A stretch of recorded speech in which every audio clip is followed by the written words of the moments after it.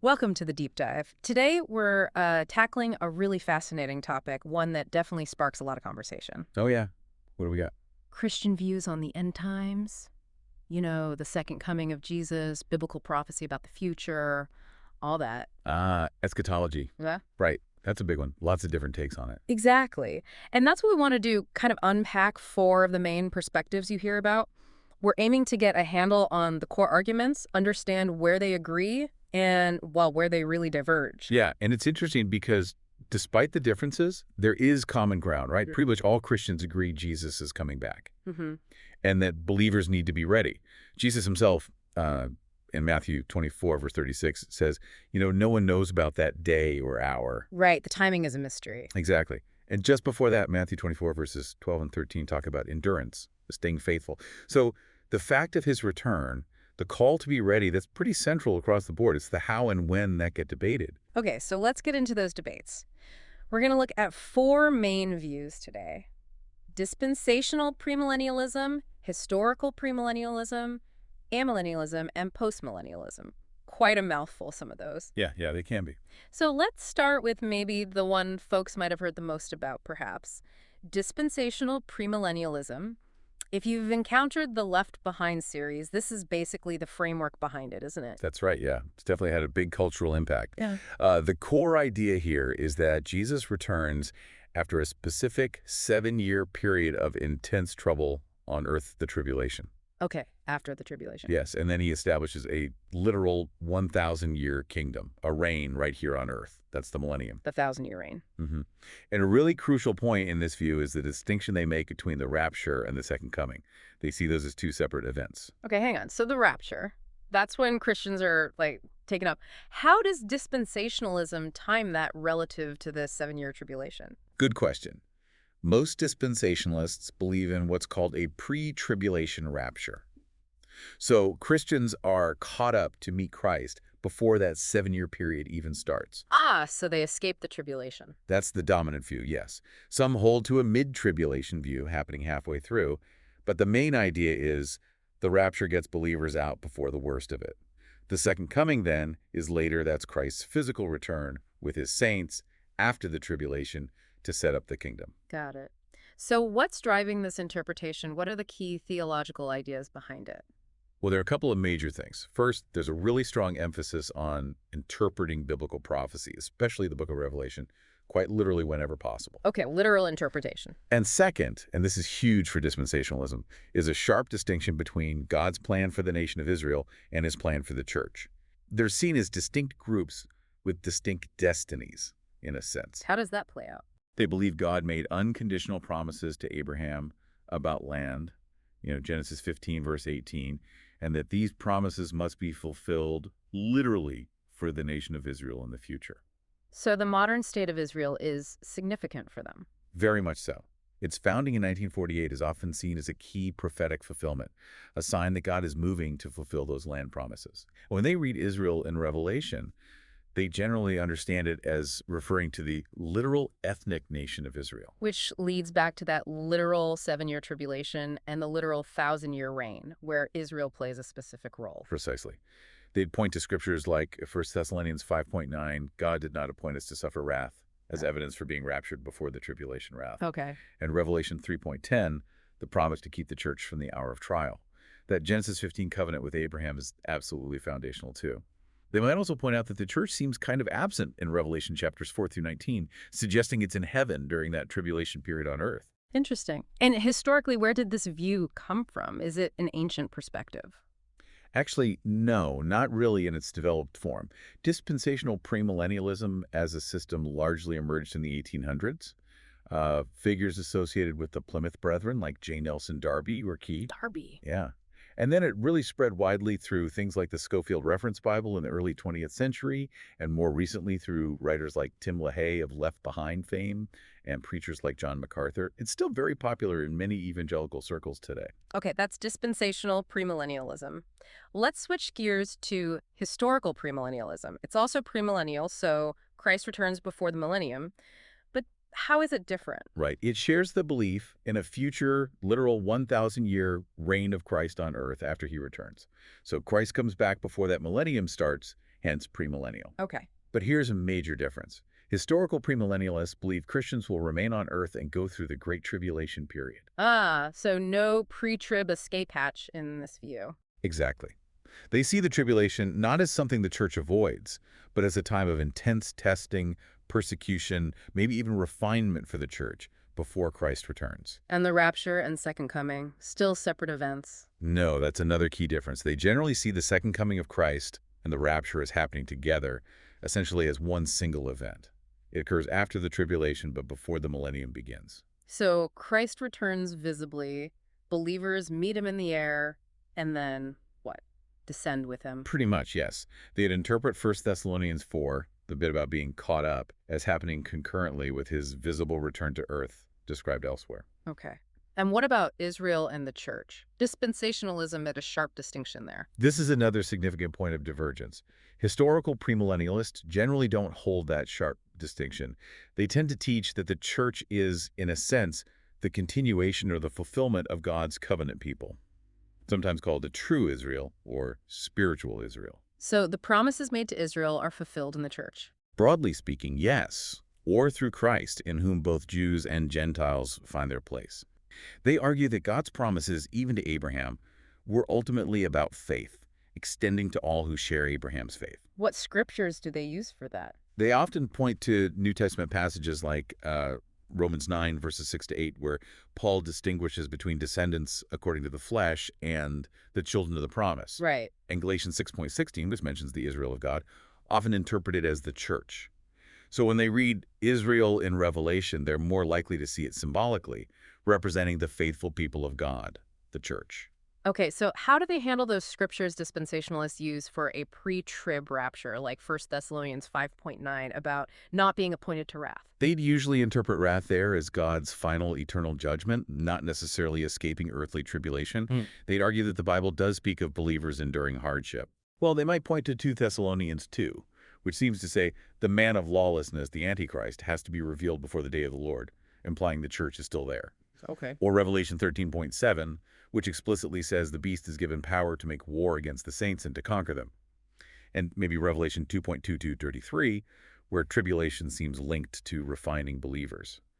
They might also argue Old Testament promises often had conditions related to obedience, citing passages like 2 Chronicles 33.8 or Isaiah 1.1920. You mentioned earlier this view might have early roots. Yes, that's a key claim. Many scholars argue that this form of premillennialism, the historical kind, was actually the prevailing view among Christians in the first few centuries after the apostles. Really? Like who? Figures like Irenaeus and Justin Martyr in the 2nd century. There's even a tradition recorded by Papias, supposedly going back to the Apostle John, describing this incredibly abundant millennial kingdom after a time of trial. So it connects with that early Christian hope. Interesting. So it faded but came back. It did fade somewhat, especially after Christianity became more aligned with the Roman Empire, but it's seen a significant scholarly revival in modern times. George Eldon Ladd is a well-known 20th century proponent. Okay, that's historical premillennialism. Now let's tackle amillennialism. The A prefix usually means no or not. Right. So no millennium. Sort of, yeah. It means no literal 1,000-year earthly reign after Christ returns. Amillennialism interprets the millennium described in Revelation 20 quite differently. How so? They see the millennium as happening now, in the present age. It's understood as the current spiritual reign of Christ in the hearts of believers, and his reign with the souls of believers who have died and are now with him in heaven. So the kingdom is spiritual, not earthly during this time. Exactly. And the binding of Satan, mentioned in Revelation 20, they typically see that as having happened through Christ's first coming, his life, death, and resurrection. It limited Satan's power, especially his ability to deceive the nations wholesale and prevent the spread of the gospel. Okay, and the first resurrection in Revelation 20. If the millennium is now, what's that? They usually interpret that spiritually, too, as regeneration, the new spiritual life a person receives when they become a Christian, being born again. Gotcha. So if the millennium is the current church age, what about the tribulation? Dispensationalism had that specific 7 years. Amillennialists generally don't see a single future 7-year Great Tribulation. Instead, they view tribulation as the ongoing reality for the church throughout this entire present age. So persecution, suffering, that is the tribulation. Yes, the normal, often difficult experience of Christians living in a fallen world from the time of Christ's first coming until his second. They would agree, though, that these hardships might intensify significantly towards the very end, just before Christ returns. And the second coming itself. For amillennialists, the second coming is a single climactic event at the end of this present age. Christ returns, and immediately following that, you have the general resurrection of everybody, believers and unbelievers, followed by the final judgment, and then the new heavens and new earth, the eternal state. So no future earthly millennium period at all between the return and the final state. Correct. The return, resurrection, judgment, and eternal state all happen consecutively at the end. And how do they view Israel in Revelation, like historical premillennialists? Pretty much yes. They generally understand Israel symbolically in prophetic texts, especially in the New Testament, as referring to the people of God, the church, composed of both believing Jews and Gentiles. They also point to Romans 9 and Galatians 6.16 for support. Revelation uses a lot of numbers and symbols. How does amillennialism handle, say, the number 1000? They place a really strong emphasis on the symbolic nature of apocalyptic writing. So the number 1000 isn't taken as a literal duration. It's seen as symbolic of a very long period, or completeness, or perhaps a perfect reign. Like other symbolic numbers in the Bible. Exactly. They might point to Old Testament examples where 1000 is used figuratively, like in Psalm 50.10, the cattle on 1,000 hills, or Psalm 90.4 and 2 Peter 3.8, where 1,000 years are compared to a day with the Lord. It represents fullness or a vast quantity. Who was influential in developing this view? Augustine, back in the 5th century, was hugely influential. His book, The City of God, really popularized the idea that the 1,000 years of Satan's binding refers to the current church age, Christ's present spiritual reign. Augustine, wow. So it's got deep historical roots, too. Oh, absolutely. It became the dominant view in the Western Church for centuries and remains very widespread today, especially in Reformed traditions. Thinkers like Martin Luther, John Calvin, and more recently J.I. Packer held this view. So if you lean towards seeing prophecy more symbolically and focused on the present reality of Christ's reign, this might resonate. That's a fair way to put it, yeah. Okay, one more main view, postmillennialism. Post meaning after, so Christ returns after the millennium. That's the core idea, yes. Postmillennialism is unique in its generally optimistic outlook on history before Christ's return. Optimistic how? It teaches that the millennium is not a literal 1,000-year reign after Christ returns, nor is it just the current age as is. Instead, it's a future, extended period, a golden age within history before the second coming. A golden age brought about how? Through the gradual, successful spread of the gospel, postmillennialists believe the influence of Christianity will progressively increase, leading to widespread conversions, the transformation of cultures and societies, a general Christianization of the world, and greater peace and justice. Wow, so the world gets better and better before Jesus comes back. That's the typical postmillennial hope, yes. Yeah. They believe the kingdom of God, through the work of the Holy Spirit in the church, will eventually triumph in history, significantly diminishing evil and Satan's influence, leading into this millennial age of righteousness. Christ rules spiritually through his church during this time. And then Christ returns. Yes. The second coming occurs after this extended period of gospel success and global blessing.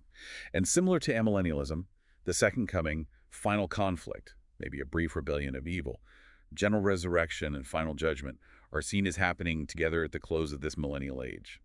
So the resurrection in Revelation 20.4, the first resurrection, what's that for them?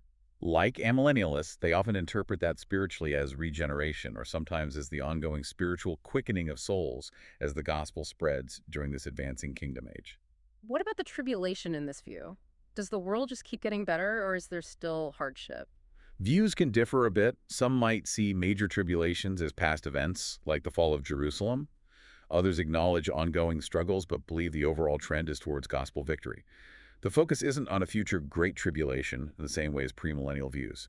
There are also some more charismatic versions, sometimes called dominion theology or kingdom now, that really emphasize the church actively taking dominion and establishing God's rule on earth now. What scriptures do they point to for this optimistic outlook? They often emphasize the Great Commission, Matthew 28, the command to disciple all nations, passages like Matthew 24.14 and Mark 13.10, saying the gospel must be preached to all nations before the end. Okay. They see the parables of kingdom growth, the mustard seed, the leaven, as indicating this kind of gradual, pervasive, world-changing impact. Romans 11 talking about the future fullness of the Gentiles and the salvation of all Israel, is also often interpreted in a way that supports a future period of widespread blessing and conversion. And historically, when was this view popular? While you can find seeds of the idea earlier, postmillennialism really flourished in the 18th and 19th centuries. Think of the period of great missionary expansion, revival movements, social reform. There was a lot of optimism about progress and the gospel's power. Figures like Jonathan Edwards. Exactly. Jonathan Edwards, Charles Hodge, B.B. Warfield, later Lorraine Boertner. However, the major world wars and societal upheavals of the 20th century really challenged that optimism, and the view declined significantly in popularity. Though some hold it today, like R.C. Sproul was associated with it for a time. He was, although he later indicated a shift more towards amillennialism.